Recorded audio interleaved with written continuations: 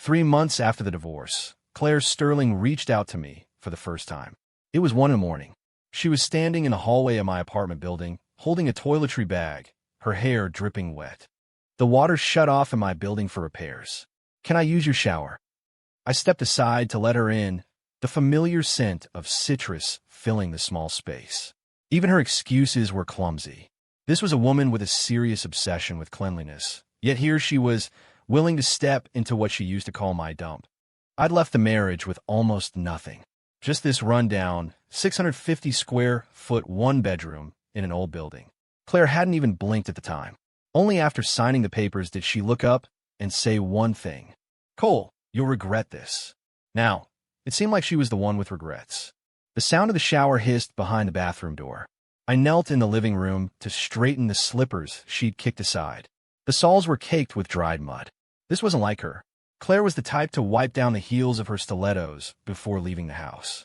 The water shut off. The door cracked open, a wave of steam rolling out. "Hey," her voice was muffled by the humidity. "Could you grab me some clothes?" "What clothes?" "I forgot to bring a change." I pulled a faded t-shirt and a pair of gym shorts from the drying rack. When I passed them through the crack in the door, my fingers brushed against hers, wet and cool. She snatched her hand back like she'd been burned. 3 minutes later, she emerged wearing my old clothes. The sleeves were rolled up 3 times just to free her wrists, and a shirt hem fell to her mid-thigh. "Thanks," she said, clutching the collar. "I'll return them tomorrow." "Don't worry about it." The air grew heavy with silence again. She stood there, slowly towel-drying her hair, as if she were waiting for something. "You can sit," I said, pulling open the fridge. "Want some water?" "Ice, please." My hand paused. I twisted the cap off before handing it to her. She took a small sip. "I can't believe you still remember." Her voice was so quiet it was almost a whisper to herself. I twisted the cap off another bottle and chugged half of it, saying nothing. The month before we split, she'd had cramps so bad she broke out in a cold sweat. I'd stayed up to make her ginger tea. She hadn't touched it. "Cole, I don't need your cheap sympathy." Now, holding a bottle of ice-cold water, she was bringing up the fact that I remembered her cycle. "I'll never understand women." "The building manager said the water will be back on at 6 a.m., she said suddenly. "Okay, could I maybe—" "No." Her lips pressed into a thin line, her eyes turning a little red. I looked away. "You can have the couch for a few hours." My voice was rougher than I intended. "But you have to be gone before I leave for work in the morning." She nodded immediately, as if afraid I'd change my mind. I tossed a blanket onto the couch and went into my bedroom. As I shut the door, I caught a glimpse of her curled up, her nose brushing against the edge of the blanket. She looked like a kid who'd just gotten away with stealing a cookie. I woke up around 3 a.m. to the sound of thunder. A heavy downpour hammered against the window panes, and I remembered I'd left laundry on the balcony. When I opened my bedroom door, the couch was empty. The bathroom light was on. Claire was hunched over the ancient washing machine, her back to me. "It's leaking," she said, pointing to a puddle on the floor. I was going to do a load of laundry. The plumbing in this old building was shot. Water was still dripping from a joint. I rolled up my sleeves and started looking for a wrench. She silently handed me a towel and a bucket, then knelt beside me as I worked. Her breath was a soft presence just behind my ear. It was just like all the times I used to fix things around our old house. "Done." I tightened the last bolt. As I stood up, I nearly bumped into her. She steadied me with a hand on my arm, then quickly let go. "Thanks." The rain began to soften.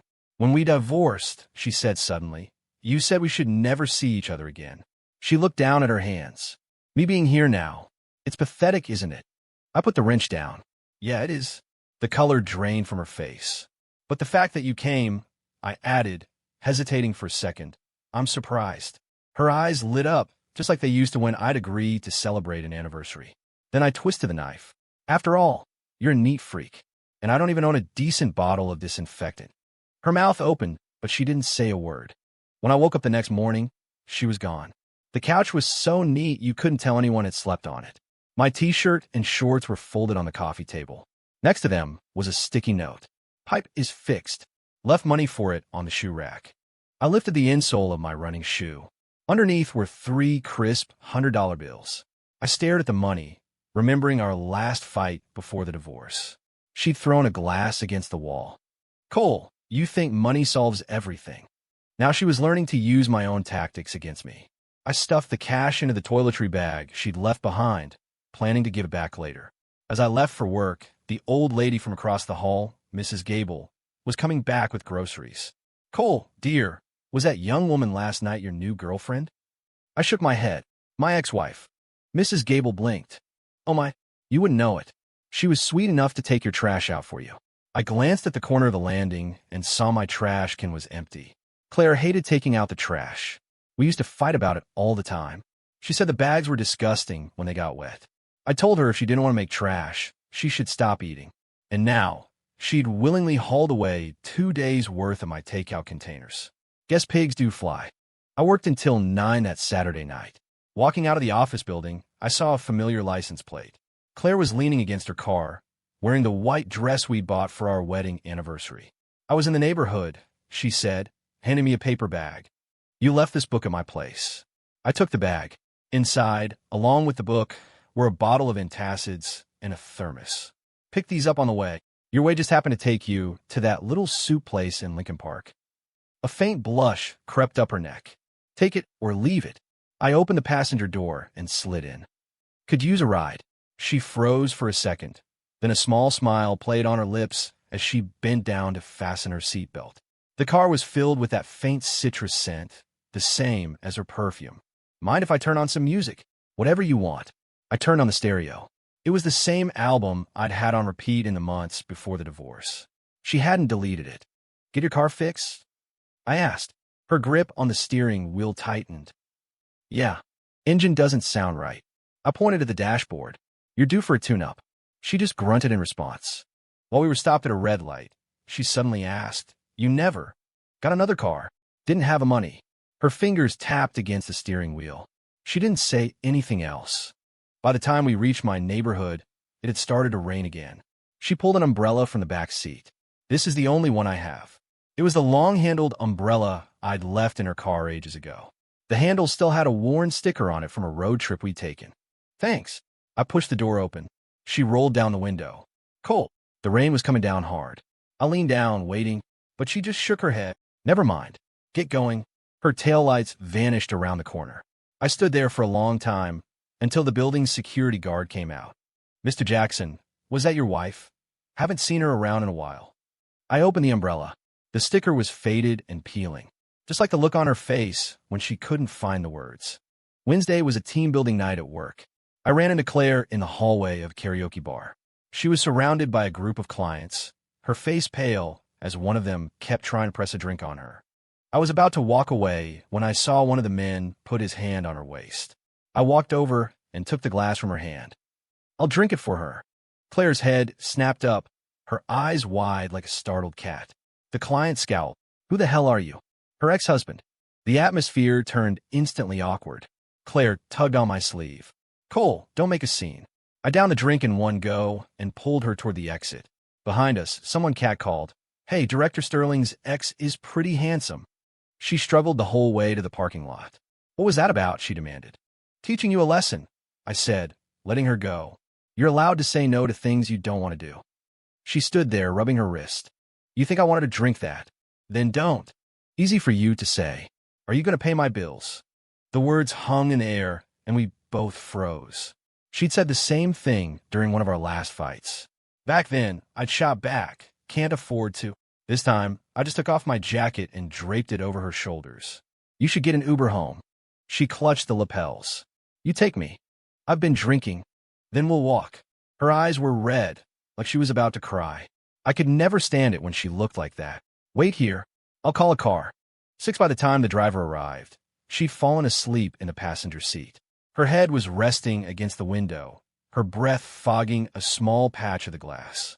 While we were stopped at a light, she mumbled, Cole, my stomach hurts. Her eyes were still closed. It was like she was talking in her sleep. I pulled out the thermos from earlier and handed it to her.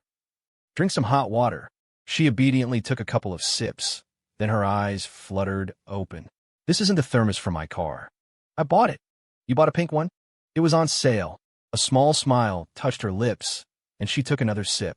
When we got to her building, she was wide awake, clutching my jacket. Can I stay at your place again tonight? No. The The light in my bathroom is out. I'm scared of the dark. You showered there just fine yesterday. I want to shower today, too. I just looked at her.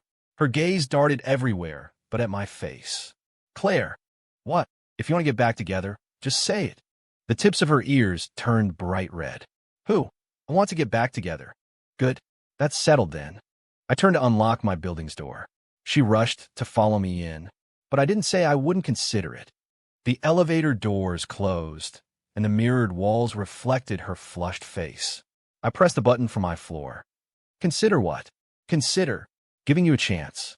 I don't want it. She stomped on my foot. You're an asshole, Cole. The doors opened. I stepped out and fumbled for my keys.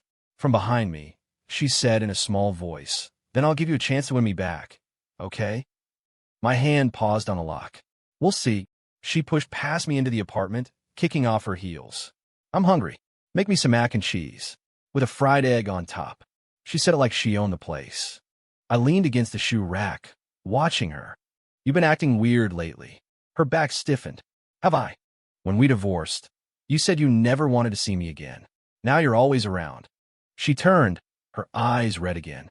You really don't want to see me that much. You're the one who wanted the divorce. So I can't regret it, she yelled. After her outburst, the apartment was completely silent, except for the low hum of the refrigerator. She just stood there, looking like a kid who'd been caught. I sighed. You want the egg runny? A tear rolled down her cheek. Yes. 7, she was asleep on the couch by the time the food was ready. Her eyelashes were still damp. I knelt and watched her, remembering the first time I saw her. It was at a college mixer. She was wearing a white dress, sitting in a corner eating cake, a smudge of frosting on her lip. I'd handed her a napkin. She'd said, "Thanks, you're a really nice guy." She was the one who pursued me. She used to wait outside my dorm with breakfast every morning. My friends were all jealous that I'd landed such a beautiful girlfriend. Only I knew how difficult she could be. She'd bite when she was angry. She'd bite when she was happy. I still have a faint scar on my wrist from her. The day we got divorced, she didn't bite me. She just calmly signed the papers. Cole, she'd said, this is the end of the road for us. And now here she was, asleep on my couch, clutching the corner of my shirt like a lost kitten. Food's ready. I gently shook her shoulder. She blinked her eyes open. Cole, yeah. Can we? Before she could finish, her phone buzzed. The screen lit up with the word mom. She was instantly awake. She silenced the call. Can we what? Nothing. She sat up and started eating, but the tips of her ears were slowly turning red. The next day was Saturday. I woke up to noises in the kitchen. Claire was there, wearing my apron, trying to fry an egg. She was so clumsy she looked like she was trying to defuse a bomb. It's burning, I said. She jumped, and the spatula clattered to the floor. You walk like a ninja. I picked it up and rinsed it. Let's just go out for breakfast. No. She snatched it back. I can do this. In the end, we ate burnt eggs and undercooked oatmeal. She kept sneaking glances at me. It's awful, isn't it? It's fine. Liar. She put her spoon down. I know I'm a terrible cook, but I'm trying to learn. I looked up. Her ears were red again. She poked at the blackened egg. Mrs. Gable said the way to a man's heart is through his stomach. Which Mrs. Gable? The one downstairs who's been divorced. I nearly choked. She's been divorced 3 times. Oh, after we quietly finished the disastrous breakfast, she insisted on washing the dishes. I leaned against the kitchen doorway, watching her. Claire, why do you regret it? Her hand slipped, and a plate clattered in the sink. Luckily, it didn't break. The faucet ran as she stood with her back to me for a long time. Because her phone rang again. It was her mom. She scowled and rejected the call. When she turned around, her eyes were red-rimmed. Because I realized, she said, her voice trembling, that all the guys I was set up with after the divorce, none of them were as good as you. 9, I never expected to see Claire's mother under these circumstances. We were in a cafe at a mall. Across from me sat a meticulously made-up middle-aged woman. Cole, I hear you and Claire have been in touch recently. I stir my coffee. Just a coincidence. That girl is just so stubborn. We never agreed to the divorce in the first place. The waitress came by to refill our water. I took the opportunity to glance out the window. Claire was at a jewelry counter next door, looking at rings.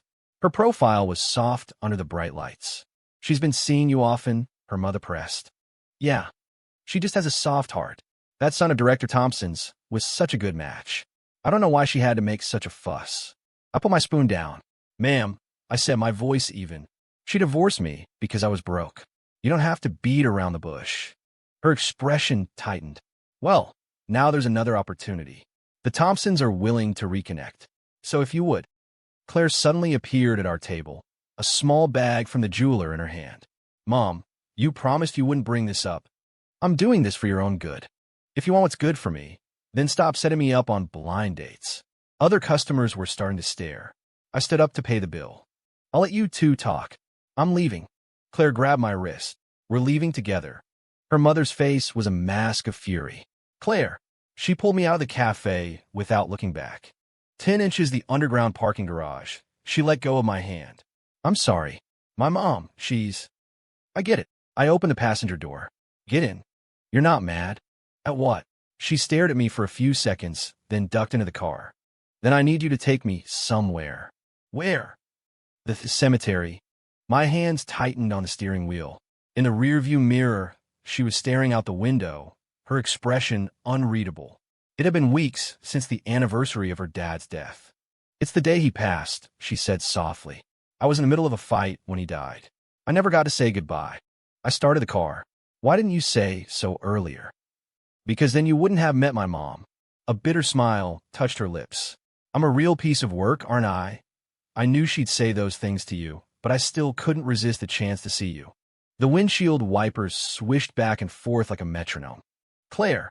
Yeah. You don't need an excuse to see me. She froze, and then a tear slid down her cheek.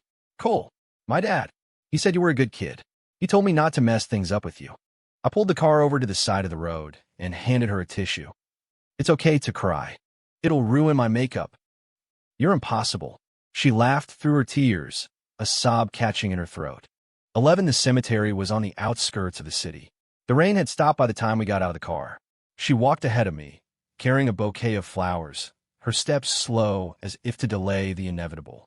The year my dad died, she began. We had just gotten married. He took my hand and said, Claire, Cole is a good man. You need to be patient with him. And what did I do? I just bullied you all the time. The man in the photograph on the headstone had a kind smile. He had her eyes. She knelt and gently wiped the marble. Dad, I'm here to see you. I brought Cole with me. A breeze rustled through the pine trees, shaking raindrops from the needles. I stepped back to give her some space, but I could still hear her choked whisper. I lost him, Dad. What do I do? On the drive back, she was silent. Just as we were nearing my apartment, she spoke. Do you regret it? Marry me back then. I turned the steering wheel, making the turn onto my street. Regret what? Like, not finding someone nicer, gentler. I hit the brakes at a red light and turned to look at her. You're not gentle. You burn eggs. You're an ugly crier, and you bite when you're mad. Her eyes slowly widened, a storm brewing in them. I smiled. But Claire, I never once compared. The light turned green. A car behind us honked. She turned her head away, but I saw her reflection in the window. She was smiling. 12. I woke up with a fever that night, probably from the cold wind at the cemetery. There was a cooling patch on my forehead, and Claire was slumped in a chair by the bed, asleep, still clutching a damp washcloth. I shifted, and she woke instantly. You're awake? Her hand flew to my forehead. Thank God, the fever's down. What time is it? 3 a.m., she said, pouring a glass of water. The doctor said it was just exhaustion. I took the glass. You called a doctor? Yeah. She avoided my eyes. I found the number in your contacts. I only had one contact labeled doctor. My mom. She's coming over tomorrow. I choked on my water. What did you tell my mom? Just that you had a fever and I was looking after you. She said she's bringing beef stew in the morning. I buried my face in my hands. Claire. Yeah. You're going to be the death of me. She blinked. For a lifetime, I didn't answer. I just burrowed deeper under the covers. You can take the couch. She giggled as she headed for the living room, her footsteps light and happy, just like they used to be every time we made up. 13. My mom showed up the next morning, as promised, with a pot of beef stew and a lecture. Claire, thank you so much for taking care of him. This boy is just helpless on his own. Claire meekly served the stew. Aren't you two divorced? Yes. So what's this then? I clear my throat. She was just passing by. My mom's gaze flickered between us. Oh, just passing by. The drawn-out words made Claire's ears turn bright red. After lunch, my mom cornered me in the kitchen. What's going on? Exactly what you see. Are you getting back together? We haven't decided. She smacked my arm. That girl is clearly trying. What are you playing hard to get for? I rubbed my arm. Mom, she's the one who left. And you think you were blameless? I fell silent. In the end, we were both responsible for the divorce. As I walked my mom downstairs, she sighed. Son, if you still love her, give it another shot. Life is long, but good people are hard to find. I nodded. As I turned to go back inside, I saw a figure dart away from the balcony window upstairs. Claire had been eavesdropping. 14. I was out of town for a week on business. When I got back, my apartment was spotless. There were new curtains hanging on the balcony, and a grocery receipt was tucked under a magnet on the fridge. I called Claire. Did you change my curtains? Yeah. The blue brightens up the place. And the shoe rack. It was a tripping hazard. I threw it out. Claire. Yeah. Give me my key back. The line went silent. Then I heard a dial tone. 10 minutes later, she was at my door with a cardboard box. Here, take it. She threw the key on the floor, and as she turned to leave, I saw a tear fall. I picked up the key. The box was full of my old things she'd kept, including the lighter she had stolen from me. How did you end up with this? She wiped her eyes. I took it when I left. What? None of your business. I grabbed her arm. Claire. What? I changed the locks. I pressed the new key into her palm. This one's yours. She froze, staring at the key, then back at me. What does that mean? It means you now have clearance, I said, to change the furniture, or even the husband. Her eyes went wide. Who wants to change the husband? Then don't. I bent down to open the box. Give me back my lighter. You quit smoking. What do you need it for? A souvenir. She suddenly wrapped her arms around me from behind, her tears soaking into my shirt. Cole. Yeah. Can we? Her phone rang. She instinctively tightened her grip. I'm finishing this time. Can we get remarried? The motion sensor light in the hallway clicked off, plunging us into darkness. Her heart was beating a frantic rhythm against my back. I turned in her arms. Depends on your performance. Asshole. She bit my shoulder. It was a gentle bite, like she was leaving her mark. 15. She really started to perform. She sent me the weather forecast every morning via text. Getting colder tomorrow. Wear a jacket. Rain predicted. Take an umbrella. I'd reply, okay, and she'd send back an angry emoji. She came over on the weekend to cook. The kitchen looked like a war zone. She held a pot lid like a shield. The oil is splattering. I turned down the heat. Use a nonstick pan next time. Her eyes lit up. There's a next time? Depends on your performance. She started humming as she cooked. She put in too much salt. I forced it down with a big glass of water. She tasted it and grimaced. It's so salty. It's fine. Liar. She snatched the plate and dumped it in the trash. Let's just order something. When the delivery arrived, she pushed me onto the couch. I'll handle this. She set out the plates and bowls, served the soup. It was like she was taking care of a child. Cole. Yeah. Does this count as good performance? Passing. She pouted. Just passing. I stole a shrimp from her container. Okay, now at the B+. 16. On Wednesday, she showed up wanting to use the shower again. My water heater's broken. What a coincidence. It's true. She held up her phone. Here's the appointment with the repairman. I let her in. She came out wrapped in a towel. Forgot my pajamas. Her hair was dripping, and a droplet of water traced a path down her collarbone. I handed her a towel. You doing this on purpose? Doing what on purpose? Her ears were bright red. It was an accident. As she turned, the towel slipped. She shrieked and grabbed it. I closed my eyes. Get dressed and come out. A few minutes later, she was in the living room, wearing one of my button-down shirts, the hem just barely covering her thighs. Where's your underwear? It's wet. She curled up on the couch, drying her hair. I went to the fridge and got a bottle of water. Cole, spit out. Doesn't this feel kind of like married life? No. How is it not? Because when we were married, you never did this. Did what? I put the bottle down. Walk around dressed like that in front of me. She bit her lip. Do you like it? Her phone rang. She answered it with a frustrated sigh. Mom, I'm still at work. No, really, the project is due tomorrow. I'm not coming home. When she hung up, her eyes were red. She set you up again? I asked. Yeah. She hugged a throw pillow. She said David Thompson is back in town. I took the phone from her hand. Block her. What? I said. I leaned in closer. Block her number. But that's my mom. She's not treating you like a daughter. She's treating you like a bargaining chip. She stared at me, and a tear rolled down her cheek. Do you know why I agreed to the divorce? Her voice was barely a whisper. She used your phone to text me. Said you could do better. That you'd found someone else. I froze. When was this? That time you were on a business trip. The night I got drunk. She nodded. I thought you really didn't want me anymore. So that was it. That bizarre, out-of-the-blue breakup text. Claire. Yeah.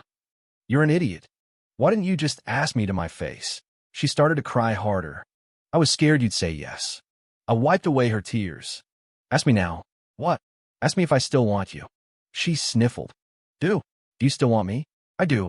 She collapsed into my arms, the buttons of my shirt digging into my chest. And hers. 17. We didn't get remarried, but we started dating, like a couple of teenagers. We went to the movies and shared a popcorn. She stole the last caramel piece. Mine. I'll make it up to you. I kissed her. The sweetness of the popcorn melted on my tongue. Her face flushed a deep red. Cole, you're being indecent. Yep. And I'll keep doing it. We walked for miles, holding hands. A little kid was selling roses on a street corner. She pretended to look at something else. I bought all of them. Why would you waste money like that? Someone was staring. She looked just like she did on our wedding day, holding the bouquet. Some friends got together for drinks. She sat next to me, sipping a Coke. Someone brought up David Thompson. Heard that guy's divorced. Word is he was abusive. Her hand, holding her glass, turned white-knuckled. I put my arm around her shoulder. It's over. She was quiet on the way home. When we got to her building, she turned to me. If I hadn't come to find you, would you have come for me? Yes. When you learned how to fry an egg without burning it. She punched my arm. Be serious. I looked her in the eye. When you finally grew up. Have I grown up now? The eggs are still burnt. Cole. Her mother showed up at my apartment, unannounced, with David Thompson in tow. Claire, darling, David stopped by to see you. The man looked me up and down. And you are? The ex-husband. I held out my hand. Cole Jackson. He shook it reluctantly. I hear you run a small business? Something like that. Good for you. Being your own boss. His tone was dripping with pity. Claire suddenly linked her arm through mine. His company closed a new round of funding last year. The valuation was in the 8 figures. Both of them stared. I raised an eyebrow at her. She secretly squeezed my hand. When they were leaving, her mother's face was livid. You just wait. The door closed, and Claire sagged against me. Well, that's it. I've completely ruined it. Scared. A little. She looked up at me. But why didn't you tell the truth back there? What truth? The valuation was higher. I grinned. Wanted to give you some room to improvise. She jumped up and wrapped her legs around my waist. So how did I do? Perfect. She kissed me, like she was sealing a deal. That weekend, she moved some of her things over. It's not moving in. I'm just storing some stuff here. Her toothbrush appeared in the cup next to mine. Her underwear found its way into a drawer next to my socks. In the morning, the smell of coffee woke her up. She stumbled into the kitchen, rubbing her eyes. I need a hug. Don't touch me. You haven't washed your hands. She clung to my back like a koala. Let's get remarried. No. Why not? No ring. She pouted. We can go by one now. When you learn to make a decent meatloaf. You're discriminating against the culinarily challenged. I turned and pulled her into my arms. Claire. Yeah. This is nice. What is? Taking it slow? Her eyes curved into crescents. Okay, we'll take it slow. A bird chirped outside the window. The sunlight caught on her eyelashes, making them look like they were dusted with gold. My company hit a crisis. I spent a week working around the clock. She brought me dinner every night, sitting quietly in the conference room while I worked. Once, I woke up at my desk at 3 a.m. She was still there, editing a PowerPoint deck for me. I can do that. No, you need a rest. We finished it together as the sun came up. She had fallen asleep against my shoulder, a pen still clutched in her hand. My employees took pictures. The boss and his wife are so perfect together. The night we finally pulled through, she cooked a huge meal, and it was all edible. I took a class, she announced proudly. You deserve a medal. As I opened a bottle of wine, she said, Cole, yeah. If we could do it all over again, I would never have signed those papers. I poured the wine. There are no do-overs. Her expression fell. But there is a future, I said, raising my glass. To the future. Our glasses clinked. About getting remarried. She started. Depends on your performance. She laughed and kicked me under the table. Asshole. Yeah, my asshole. She started taking the cooking lessons seriously. The kitchen was covered in sticky notes. 1.5 tablespoons soy sauce. Pan-sear fish for 3 minutes, then flip. I could hear her muttering to herself from the study. That can't be right, the sugar-to-vinegar ratio. I peeked in. She was staring at a tablet, completely frazzled. The ribs in the pan were char-black. The recipe is a lie, she declared, brandishing a spatula. I turned off the stove and switched on the exhaust fan. You missed a step. You have to caramelize the sugar first. She blinked at me. You knew that, and you didn't tell me. You didn't ask. She kicked my shin. It didn't hurt. It was like being pecked by a sparrow. We ended up ordering takeout. She insisted on packing the burnt ribs into a container. I'll eat them for lunch tomorrow. Why torture yourself? It's the price of growth, she said, her cheeks puffed out like a hamster hoarding food. Late that night, I saw a light on in the kitchen. She was back in her apron, marinating a new rack of ribs. I will not be defeated, she whispered. I quietly retreated down the hall without disturbing her. Her mother showed up at my office. The receptionist called me while I was in a meeting. Mr. Jackson, there's a woman here looking for Ms. Sterling. Tell her she's not here. Too late. A shrill voice pierced through the glass walls of the conference room. Cole Jackson, get out here. The meeting ground to a halt. I motioned for my team to continue and stepped outside. Claire was standing in front of the elevators, blocking her mother. Mom, let's talk about this at home. No, we'll talk about it right here. Let everyone hear how a divorced man keeps harassing my daughter. I pushed open the door to the fire escape. Ma'am, in here. The stairwell echoed, making her mother's voice sound even sharper. What's so wrong with David? His father is a director. Claire suddenly laughed. Mom, you used to say the same thing about Dad. And how did that turn out? The older woman's face went pale. Your father was an accident. Director Thompson was arrested last week. I interjected. Financial crimes. The air went still. Her mother clutched her purse. He's still better than you. The elevator dinged. I held the door open. Ma'am, 3 years ago you came to see me. You offered me $2 million to leave Claire. Claire's head whipped around. When was this? The week you were in the hospital with pneumonia. Her mother took a step back. You're lying. I held up my phone, an old audio file ready to play. You said, don't let a poor boy like you hold her back. Remember? The woman's cold, clipped voice filled the stairwell from the recording. Cole, be smart about this. Claire snatched the phone, listened for 10 seconds, then hit stop and handed it back. That's enough. She took my hand. Mom, this is the last time. If you ever bother him again, I'm changing my last name. Just before the elevator doors closed, I saw the woman was crying, but she didn't turn back. That night, Claire came down with a high fever. She was delirious. Dad, don't go. Cole, I lost the ring. I wiped her forehead with a cool cloth. She suddenly bit my wrist. Hard, like she was trying to leave a permanent mark. Why? Why didn't you stop me? The day we finalized the divorce. She had stood at the door with her suitcase for a long time. I'd asked her if she needed a ride. She'd said no. The truth was, I followed her downstairs. I hid behind a tree and watched her get into a car. The last 3 digits of the license plate were 734. Our anniversary. Suddenly, she went quiet. Her tears soaked the pillow. You left your watch at my place. I left it on purpose. Her eyes opened. Her pupils reflected the dim light from the nightstand. You bastard. I know. She rolled in my arms, her body burning like a furnace. You have to win me back all over again. Okay. With flowers. Okay. And you have to tell me you love me every day. Okay. After she fell asleep, I pulled a small velvet box from the back of my desk drawer. Inside was a ring, engraved with our names. Fire and Ice.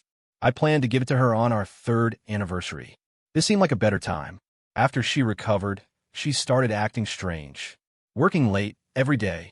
Set a new password on her phone. Once, I saw her smiling at her computer screen.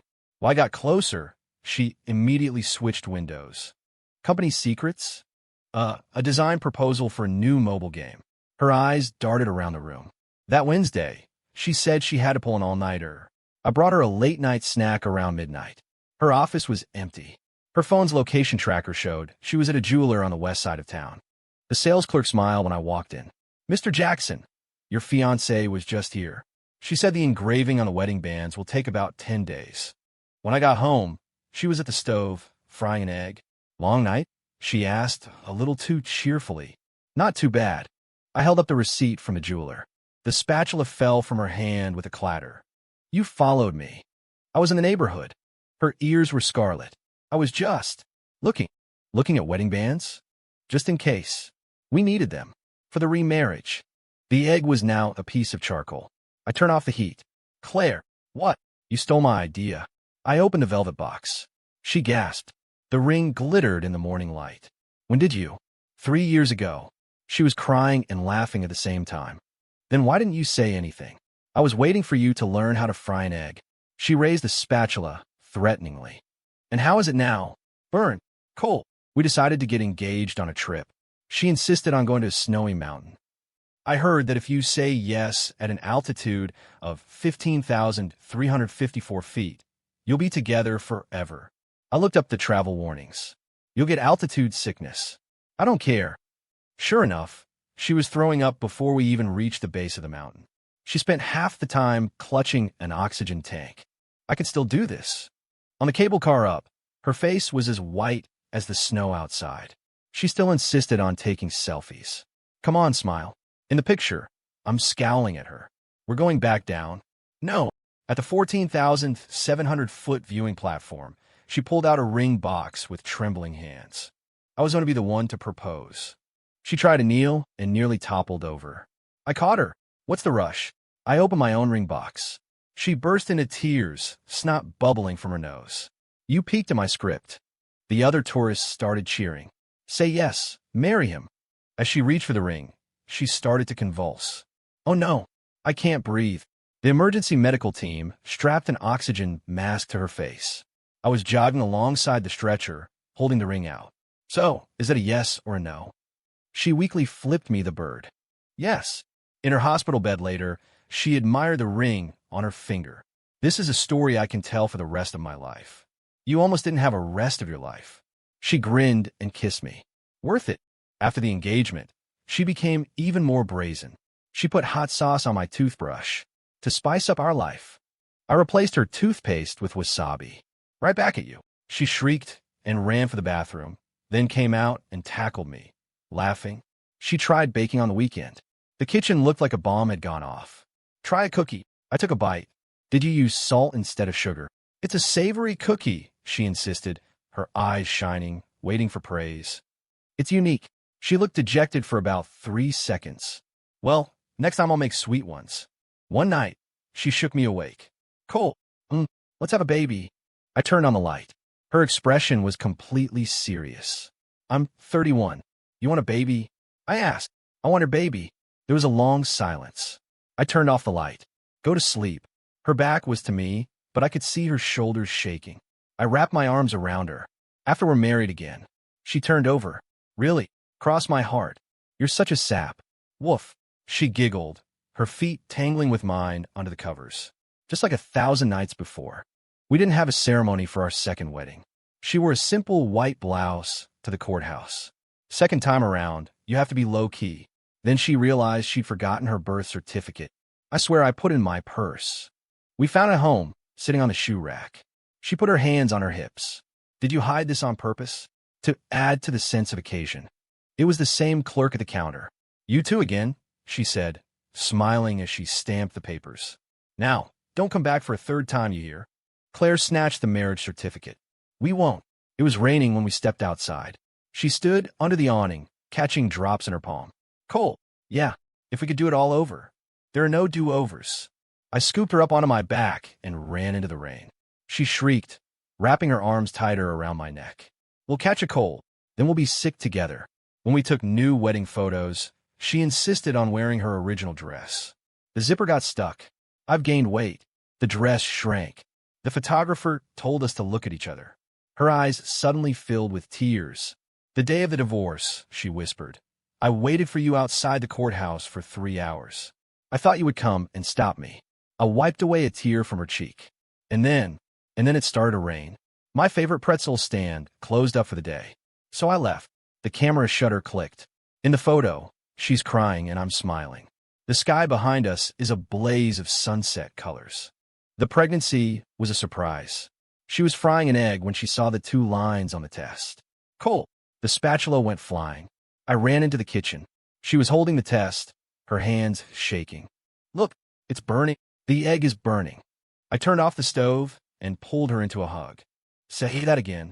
You're going to be a dad." The morning sickness was brutal. She'd be crying over the toilet. "This is so horrible." I'd bring her water and rub her back. "It's my fault. It is your fault." One day in April, she craved strawberries. It was impossible to find fresh strawberries in the winter. I drove all over the city and finally found a farm with a greenhouse. She took one bite and spit it out. "They don't taste right." She was crying and laughing at the same time. "I'm being impossible, aren't I?" "Yes." She kicked me. Gently. When we heard the baby's heartbeat for the first time, she squeezed my hand so tight her knuckles were white. "It sounds like a little train. Takes after you. Always in a rush." At the ultrasound, she pointed at the screen. "Look, the nose is just like yours." "No, it's just like yours." The doctor cleared his throat. "At this stage, it's still an embryo." The night our daughter was born, she was in labor for 12 hours. Her nails dug into my arm. "Cole, you asshole." "I know. I'm an asshole." At 3 a.m, we heard a cry. Claire looked up, her hair plastered to her forehead. "Boy or girl?" "A girl." She smiled. "Good. She doesn't look like you." We named her Noelle. Her nickname was Ellie. Claire would hold her, humming off-key lullabies. "Ellie's just like you." "How so?" "The way she bites." She glared at me. There were fine lines around her eyes now. She was still beautiful. Her mother came to the 1-month celebration. She left a small gold locket and left without saying much more than my daughter's name. Claire stared after her. I put my arm around her shoulder. "It's okay if you want to cry." "I'm not crying." She bent down and kissed Ellie's forehead. "Mommy has you. That's all I need." This year, we took Ellie to visit her grandfather's grave. Claire pointed to the photograph. "Say, Grandpa." Ellie babbled and reached out her tiny hand. "Dad, this is Ellie," Claire said, wiping the headstone. "I'm doing really well. It's just that Cole is still a pain in the ass." I placed the chrysanthemums down. "Look who's talking." On the way down the mountain, she suddenly stopped. "I know, by the way, that you were the one who helped pay for Dad's medical bills back then." I froze. A nurse told me a young man who wouldn't leave his name paid for everything. I figured it had to be you. Her eyes were red. "Why didn't you tell me?" "It didn't matter." She kicked me. "You always do that." Ellie got scared and started crying. We both rushed to comfort her. In the gentle spring breeze, Claire leaned her head on my shoulder. "Cole." "Yeah. Thank you for coming back to love me." I kissed her forehead, then Ellie's chubby cheek. "Thank you for letting me." The wildflowers were in full bloom. The color of the dress, she wore the first time I ever saw her.